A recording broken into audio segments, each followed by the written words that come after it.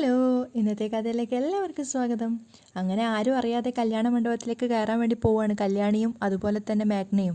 ആ സമയത്താണ് നിഷയുടെ അമ്മ വന്നിട്ട് ദേഷ്യത്തോടെ വിളിക്കുന്നത്, നിൽക്കടി അവിടെ. അപ്പോഴേക്കും അവളുടെ അച്ഛൻ പറയുന്നുണ്ട്, വിലാസിനി വേണ്ട, പ്രശ്നം ഉണ്ടാക്കണ്ട, എന്താ വേണ്ടാത്തത്. അതിനുശേഷം മേഘ്നയോട് പറയാണ്, കുട്ടിക്കാലം തൊട്ട് നിന്നെ ഞാൻ കാണുന്നതാ, എന്നിട്ട് മുഖം മറച്ചിട്ട് പോയാൽ നിന്നെ എനിക്ക് മനസ്സിലാവില്ലെന്ന് കരുതിയോ. അതിനുശേഷം അവർ കല്യാണിയോട് തട്ടിക്കയറുകയാണ്, എന്താ കൊച്ച നിന്റെ ഉദ്ദേശം, നീയാണോ ഇവളെയും പിടിച്ചുകൊണ്ട് ഇങ്ങോട്ടേക്ക് വന്നത്. അപ്പോൾ കല്യാണി പറയുന്നുണ്ട്, മേഘ്നയ്ക്ക് അവളുടെ അനിയത്തിയുടെ താലി കെട്ടൊന്ന് കാണണമെന്ന് പറഞ്ഞു. താലി കെട്ടുന്ന സമയത്ത് താലി പെട്ടെന്നൊന്ന് അറന്നു പോവണേ എന്ന് പ്രാർത്ഥിക്കാൻ വേണ്ടിയിട്ടായിരിക്കും അല്ലേ. അപ്പോൾ അവളുടെ അച്ഛൻ പറയുന്നുണ്ട്, നീ ഒന്ന് മിണ്ടാതിരിക്കും വിലാസിനി. എന്തിനാ മിണ്ടാതിരിക്കുന്നത്, ഇവളോട് പറഞ്ഞതല്ലേ ദുശകനമായിട്ട് ഇങ്ങോട്ട് വരരുതെന്ന്. ഇവൾ എൻ്റെ കുഞ്ഞിൻ്റെ കല്യാണം നടക്കുമ്പോൾ ഒരിക്കലും നന്നാവണമെന്ന് പ്രാർത്ഥിക്കില്ല, ദാമ്പത്യം തകരണമേ എന്ന് ഇവൾ മനസ്സിൽ പോലും ആഗ്രഹിക്കുള്ളൂ. അപ്പം തന്നെ കല്യാണി പറയുന്നുണ്ട്, അമ്മയുടെ മനസ്സ് അമ്മ ഇപ്പം ഇവിടെ പറഞ്ഞത്. ഓ ആയിക്കോട്ടെ, എന്നാലും ഒരു നിമിഷം പോലും ഇവളിവിടെ നിൽക്കാൻ പാടില്ല, എത്രയും പെട്ടെന്ന് ഇവിടുന്ന് പോകണം, പോയേ തീരൂ. അപ്പം അയാൾ പറയുന്നുണ്ട്, ഏതായാലും അവർ വന്നതല്ലേ വിലാസിനി, കല്യാണം കണ്ടിട്ട് പൊയ്ക്കോട്ടെ. പറ്റില്ല, ഇവളുടെ നേര് പോലും ഈ പരിസരത്ത് കാണാൻ പാടില്ല, അതുതന്നെയാണ് എൻ്റെ മോളും ആഗ്രഹിക്കുന്നത്. അതിനുശേഷം മേഘ്നയെ പിടിച്ച് തള്ളുകയാണ്, പോടി, നീ നിന്റെ കെട്ടിയോൻ്റെ പിന്നാലെ തന്നെ പോടി എന്നൊക്കെ പറഞ്ഞിട്ട് അധിക്ഷേപിക്കുകയാണ്. അപ്പോൾ കല്യാണം ഇടപെടുന്നുണ്ട്. അവൾ പറയാണ്, കല്യാണം കാണരുതെന്ന് പറഞ്ഞു, അതിനുള്ള അവകാശം നിങ്ങൾക്കുണ്ട്, പക്ഷേ ഈ ഓഡിറ്റോറിയത്തിൽ നിൽക്കരുത് എന്ന് പറയാനുള്ള അവകാശമൊന്നും നിങ്ങൾക്കില്ല. അപ്പോൾ അവർ തിരിച്ചു ചോദിക്കുകയാണ്, കൊച്ചേ, കിട്ടുന്നതിൻ്റെ പാതി നിനക്ക് തരാൻ ഇവൾ പറഞ്ഞിട്ടുണ്ടോ. മനസ്സിലായില്ല, എന്താ മനസ്സിലാവാത്തത്, ഇവള് സ്വത്തിനും പണത്തിനും വേണ്ടിയാ ഇങ്ങോട്ടേക്ക് ഇടിച്ചു കയറി വരുന്നത്. ഇത്രയും പ്രതികൂല സാഹചര്യത്തിലും അനിയത്തിയുടെ കല്യാണത്തിൽ പങ്കെടുത്തു എന്ന് പറയുമ്പോൾ ഇങ്ങേർക്കൊരു സഹതാപം ഉണ്ടാവും. അപ്പോൾ എന്തെങ്കിലും നക്കാപ്പിച്ച കിട്ടും, അതിൻ്റെ പകുതി തരാമെന്ന് പറഞ്ഞിട്ടുണ്ടോ എന്നാ ചോദിച്ചത്. അത് കേട്ടതും കല്യാണി പറയുന്നുണ്ട്, അങ്ങനെ കൊടുക്കേണ്ടി വരികയാണെങ്കിൽ നക്കാപ്പിച്ചയൊന്നും പോരാ, നേർ പകുതി ഇവൾക്ക് കൊടുക്കേണ്ടി വരും. അച്ഛൻ്റെ അമ്മയുടെ സ്വത്തുക്കളിൽ തുല്യ അവകാശമുണ്ട് മക്കൾക്ക്, അതുകൊണ്ട് ഏത് കോടതിയിൽ പോയാലും ഇവൾക്കായിരിക്കും നീതി കിട്ടുക. അതിന് ഇതുപോലെ വരേണ്ടി വരില്ല, അതുകൊണ്ട് അത്തരം കാര്യങ്ങളൊന്നും പറയണ്ട. മാന്യമായിട്ട് മുന്നോട്ട് പോയാൽ നിങ്ങളുടെ മകൾക്ക് കൊടുക്കേണ്ടതൊക്കെ നിങ്ങൾക്ക് കൊടുക്കാം. മറിച്ചിവളെ വേദനിപ്പിച്ച് വിട്ടാലുണ്ടല്ലോ, പിന്നെ കോടതിയായിരിക്കും വിധി പറയുക. പിന്നെ അവിടെ സംസാരമൊന്നുമില്ല, കോടതി വിധിക്കുന്നത് ചെയ്തേ പറ്റൂ. അപ്പോഴേക്കും വിലാസിനിയുടെ നാവടയാണ്, അവരാകെ പരിഭ്രമിക്കുന്നുണ്ട്, സ്വത്തുക്കൾ നഷ്ടപ്പെടുമെന്ന് പേടിച്ചിട്ട്. അതുകൊണ്ട് വാശി പിടിപ്പിക്കണ്ട, ആട്ടി ഇറക്കാനും നോക്കണ്ട, കല്യാണി തീർത്തു പറയാണ്.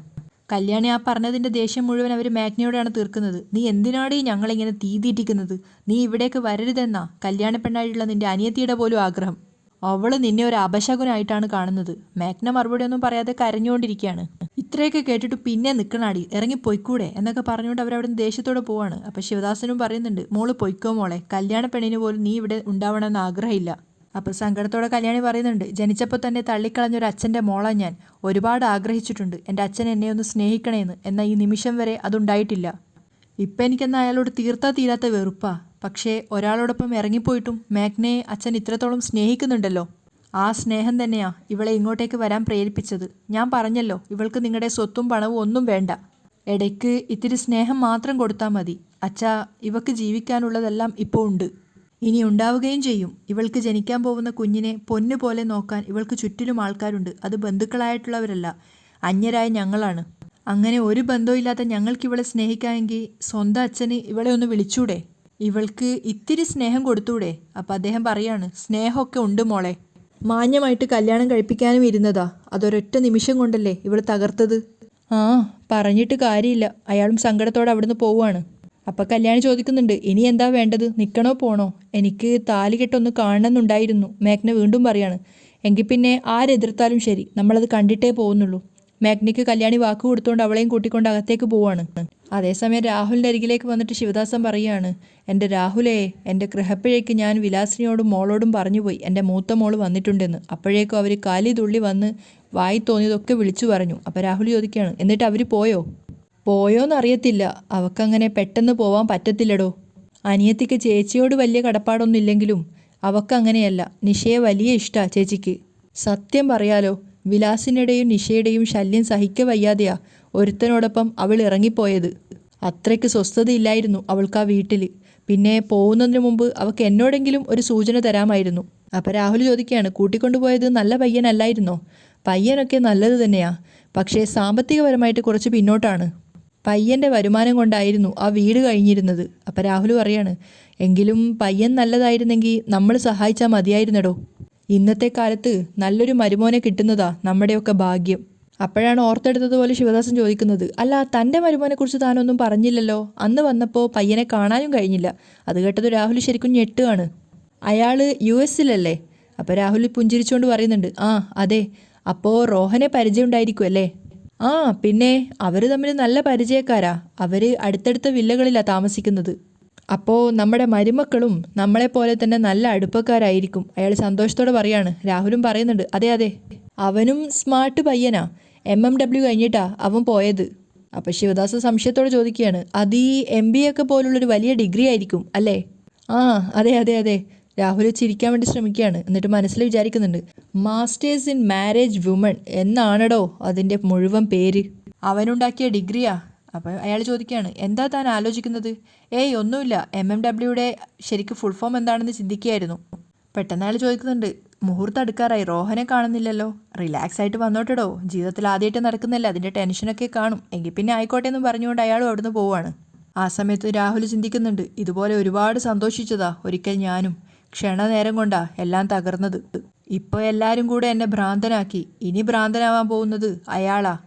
അങ്ങനെ മുഹൂർത്തത്തിൻ്റെ സമയമായപ്പോഴേക്കും പൂജാരി വിളിക്കുന്നത് പ്രകാരം മനോഹറിനെ അന്വേഷിക്കുകയാണ് എല്ലാവരും. റോഹൻ എവിടെയെന്നൊക്കെ ശിവദാസൻ ചോദിക്കുമ്പോൾ രാഹുൽ മനസ്സിൽ വിചാരിക്കുന്നുണ്ട്, കല്യാണി വന്നു എന്ന് പറഞ്ഞതുകൊണ്ട് മറഞ്ഞിരിക്കുകയായിരിക്കും അവൻ. അതേസമയം തന്നെ കല്യാണിയും മേഘ്നയും തലയിലൂടെ സാരിയൊക്കെ മറച്ച് പിടിച്ചിട്ടാണ് അവിടെ ഒരു മൂലയിൽ മാറി നിന്ന് കല്യാണം ശ്രദ്ധിക്കുന്നത്. അപ്പോൾ രാഹുൽ അത് കാണുന്നുണ്ട്, കല്യാണിയൊക്കെ അവിടെ ഉണ്ട് എന്നുള്ളത്. അപ്പോഴേക്കും മുന്നിൽ നിറച്ചും, അതായത് ഇതിനനുസരിച്ചിട്ട് മുല്ലപ്പൂവൊക്കെ വെച്ചിട്ട് നോർത്ത് ഇന്ത്യൻ സ്റ്റൈലിലാണ് മനോഹർ അങ്ങോട്ടേക്ക് വരുന്നത്. ആദ്യം രാഹുലിന് വരെ പിടികിട്ടിയിട്ടുണ്ടായിരുന്നില്ല. അപ്പോഴേക്കും സനൽ വിളിക്കുകയാണ്, കല്യാണി അവിടെ ഉണ്ടെന്ന് പറഞ്ഞത് കാരണം കല്യാണിക്ക് എന്നെ അറിയാം. അപ്പം വന്നിരിക്കുന്നത് മനോഹറാണ്, അതുകൊണ്ട് ഞാൻ അങ്ങോട്ടേക്ക് വരുന്നില്ല, കാര്യങ്ങളൊക്കെ ഒന്ന് മാനേജ് ചെയ്യണം എന്നൊക്കെ രാഹുലിനെ പറഞ്ഞ് ചട്ടം കെട്ടുകയാണ്. അതുപ്രകാരം തന്നെ രാഹുൽ ശിവദാസിനോട് പറയുന്നുണ്ട്, ഇത് തൻ്റെ മരുമകനാണ്, അവരുടെ നാട്ടിൽ ആചാരമായിരിക്കും ഇങ്ങനെയെന്നൊക്കെ പറയുന്നുണ്ട്, നോർത്ത് ഇന്ത്യൻ സ്റ്റൈലിൽ. അതിനുശേഷം മനോഹർ വന്നിട്ട് അവിടെ കല്യാണ മണ്ഡപത്തിൽ ഇരിക്കുകയാണ്. തൊട്ടു പിന്നാലെ തന്നെ നിഷയും ഒരുപാട് ആഭരണങ്ങളൊക്കെ അണിഞ്ഞ് നിഷയും കൂട്ടിക്കൊണ്ടുവന്ന് അവളും ഇരിക്കുന്നുണ്ട്. അപ്പം മേഘ്നയ്ക്കൊക്കെ സങ്കടം എന്താണെന്ന് വെച്ചാൽ പയ്യൻ്റെ മുഖം കാണാൻ പറ്റുന്നില്ലല്ലോ എന്ന് ഓർത്തിട്ടുള്ളൊരു വിഷമത്തിലാണ്. മനോഹറിന് താലി രാഹുൽ തന്നെയാണ് എടുത്തു കൊടുക്കുന്നത്. മനോഹർ പറഞ്ഞതാണ് അങ്കിള് തന്നെ എടുത്തു തന്നാൽ മതിയെന്ന്. അങ്ങനെ രാഹുൽ എടുത്തു കൊടുത്ത താലി മനോഹർ നിഷയുടെ കഴുത്തിൽ അണിയുകയാണ്. അത് കാണുന്ന സമയത്ത് മേഘ്നയ്ക്ക് കണ്ണ് നിറഞ്ഞിട്ട് സന്തോഷം വരുന്നുണ്ടായിരുന്നു. അനിയത്തിയുടെ താലികെട്ട് കാണാൻ പറ്റിയല്ലോ എന്നുള്ളൊരു സന്തോഷം. അങ്ങനെ രണ്ടുപേരും പരസ്പരം മാലയൊക്കെ അണിഞ്ഞ് പുടവയൊക്കെ കൈമാറുകയാണ്. ആ സമയത്താണ് നിഷ കാണുന്നത് മേഘ്ന ദൂരെ നിന്നിട്ട് തൻ്റെ കല്യാണം കാണുന്നുണ്ട് എന്നുള്ളത്. അവളുടെ മുഖത്തിങ്ങനെ ദേഷ്യം നിറയാണ്. അപ്പം അനിയത്തിയെ കണ്ടു എന്നുള്ളത് മേഘ്നയ്ക്ക് മനസ്സിലാവുന്നുണ്ട്. അപ്പം കല്യാണി പറയാണ്, എന്തായാലും താലികെട്ട് കണ്ടല്ലോ, ഇനി നമുക്ക് പൊയ്ക്കൂടെ? കല്യാണി നിഷയും കൂടെ അവിടെ നിന്ന് ഇറങ്ങി പോവുകയാണ് താലികെട്ട് കണ്ടതിന് ശേഷം.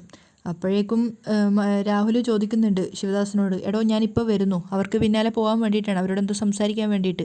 ആ സമയത്ത് മനോഹർ നിഷയുടെ നെറുകയിൽ സിന്ദൂരമൊക്കെ വെക്കുന്നുണ്ട്.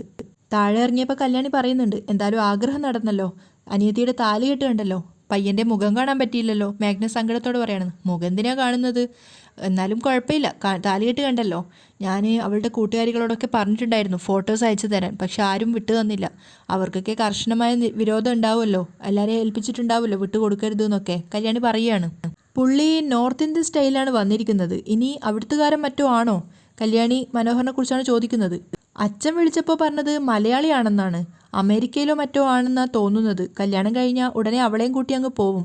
അപ്പോൾ കല്യാണി പറയുന്നുണ്ട്, അതാ നല്ലത്, അവിടെ ചെന്ന് കഴിഞ്ഞാൽ പിന്നെ നാട്ടിൽ എന്ത് നടന്നാലും അറിയണ്ടല്ലോ, എവിടെയായിരുന്നാലും അവൾ സന്തോഷത്തോടെ ജീവിച്ചാൽ മതിയായിരുന്നു. മേഘ്ന നിറഞ്ഞ മനസ്സോടെയാണ് പറയുന്നത്. അപ്പോൾ കല്യാണി പറയുന്നുണ്ട്, അതിന് ഇത്തിരി പ്രയാസമാണ് മോളെ, ഞാൻ പറഞ്ഞല്ലോ എൻ്റെ ജീവിതമാണ് അതിന് ഏറ്റവും വലിയ ഉദാഹരണമെന്ന്.